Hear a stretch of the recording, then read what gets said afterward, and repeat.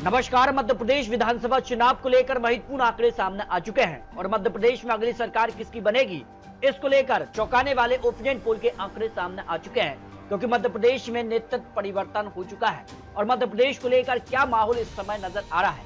मध्य प्रदेश में कांग्रेस क्या यहाँ पर वापसी करेगा, क्योंकि कांग्रेस में भी यहाँ पर सीधे तौर पर कमलनाथ की जगह अब जीतू पटवारी को यहाँ पर नेतृत्व दिया गया है।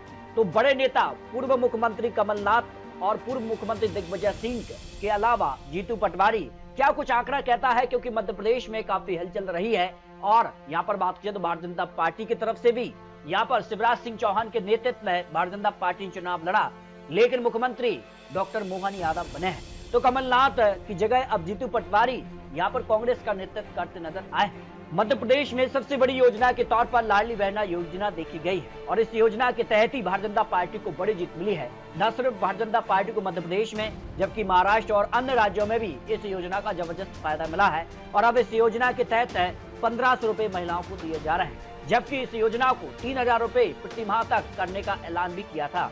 तो मध्य प्रदेश में क्या चुनाव से पहले इस योजना को 3000 रुपए तक किया जाएगा, लेकिन शिवराज सिंह के अलावा अगर बात की जाए तो यहाँ पर डॉक्टर मोहन यादव क्या मध्य प्रदेश में भारतीय जनता पार्टी की फिर सरकार बना पाएंगे। क्या कुछ आंकड़ा कहता है क्या जीतू पटवारी, जो कि अब यहाँ पर प्रदेश अध्यक्ष भी हैं और कांग्रेस की पूरी कमान इनके हाथ में ही दी गई है। तो मध्य प्रदेश को लेकर नया ताजा सर्वे क्या कहता है, इसको लेकर यहाँ पर बात किया चौंकाने वाले आंकड़े यहाँ पर निकलकर सामने आ चुके हैं। तो मध्य प्रदेश को लेकर बात की जाए, सीहोरपुर की 2 सीटों में से दोनों सीटों पर भारतीय जनता पार्टी की जीत की संभावना हो सकती है। मुरैना की 5 विधानसभा सीटों में भारतीय जनता पार्टी को 3 सीटें मिल सकती हैं, तो कांग्रेस को 2 सीटों पर जीत की संभावना नजर आ रही है। भिंडी की 5 सीटों को लेकर बात किया है तो भारतीय जनता पार्टी को 4 सीटें मिल सकती हैं और कांग्रेस को 1 सीट पर ही जीत की संभावना हो सकती है, क्योंकि मध्य प्रदेश, छत्तीसगढ़, राजस्थान एक ही साथ चुनाव होंगे और तीनों राज्यों में सीधे तौर पर कांग्रेस और भारतीय जनता पार्टी के ही बीच मुख्य मुकाबला इस बार देखने को मिलेगा। तो यहाँ ग्वालियर की 6 सीटों को लेकर बात की तो भारतीय जनता पार्टी की 4 सीटें, तो कांग्रेस को 2 सीटों पर ही जीत की संभावना हो सकती है। दतिया के 3 सीटों पर, 2 सीटों पर भारतीय जनता पार्टी और 1 सीट पर कांग्रेस जीत दर्ज कर सकती है। शिवपुरी की 5 सीटों में से भारतीय जनता पार्टी को 4 सीटें मिल सकती हैं, तो कांग्रेस को 1 सीट पर ही जीत की संभावना नजर आ रही है। गुना की 4 सीटों में 2 सीटों पर भारतीय जनता पार्टी और 2 सीटों पर कांग्रेस को जीत की संभावना हो सकती है। अशोकनगर की 3 में से 2 पर भारतीय जनता पार्टी और 1 सीट कांग्रेस के पक्ष में जा सकती है। सागर की 8 सीटों में से भारतीय जनता पार्टी को 5 सीटें, 2 सीटों पर कांग्रेस और 1 सीट अन्य या फिर कांग्रेस के पक्ष में यहाँ पर जा सकती है।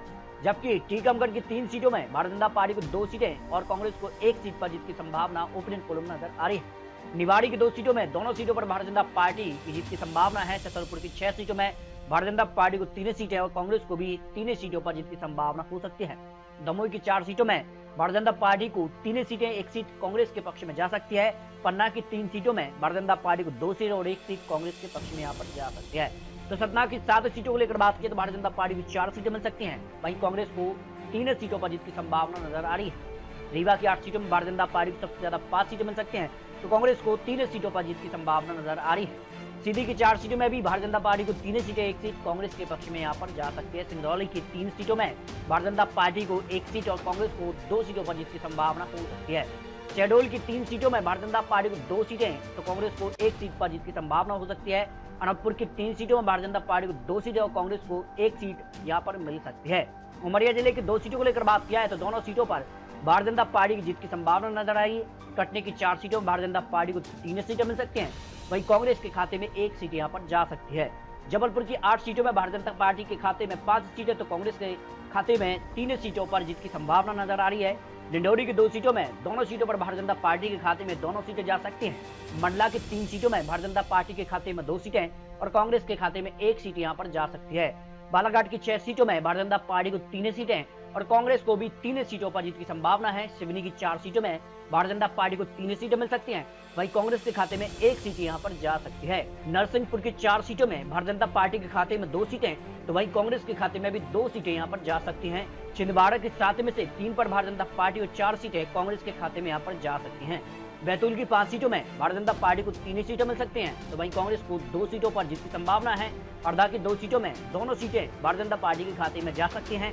होशंगाबाद की 4 सीटों में भारतीय जनता पार्टी की 2 सीटें, वहीं कांग्रेस के खाते में 2 सीटें यहाँ पर मिल सकती हैं।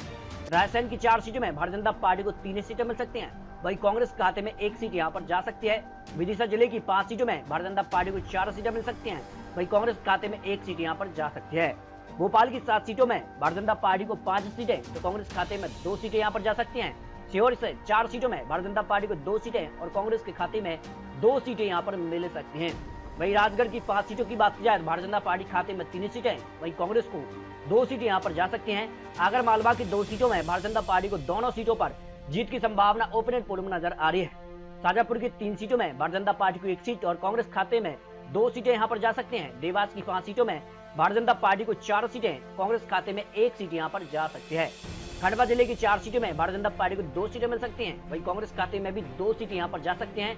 बुरहानपुर की 2 सीटों में दोनों सीटों पर भारतीय जनता पार्टी की जीत की संभावना ओपिनियन पोल में नजर आ रही है। खरगोन जिले की 6 सीटों में भारतीय जनता पार्टी खाते में 4 सीटें जा सकती हैं, तो कांग्रेस के खाते में 2 सीटें यहां पर मिल सकती हैं। बड़वानी की 4 सीटों में भारतीय जनता पार्टी खाते में 3 सीटें, तो कांग्रेस को 1 सीट यहां पर मिल सकती है।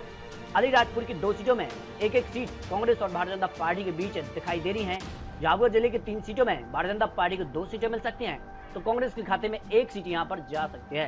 धार जिले की 7 सीटों में भारतीय जनता पार्टी खाते में सबसे ज्यादा 5 सीटें मिल सकती हैं, वहीं कांग्रेस खाते में 2 सीटें यहां पर जा सकती हैं। इंदौर की 9 सीटों में भारतीय जनता पार्टी को 5 सीटें मिल सकती हैं, तो कांग्रेस खाते में 3 सीटें, 1 सीट अन्य पार्टी के खाते में भी जा सकती है।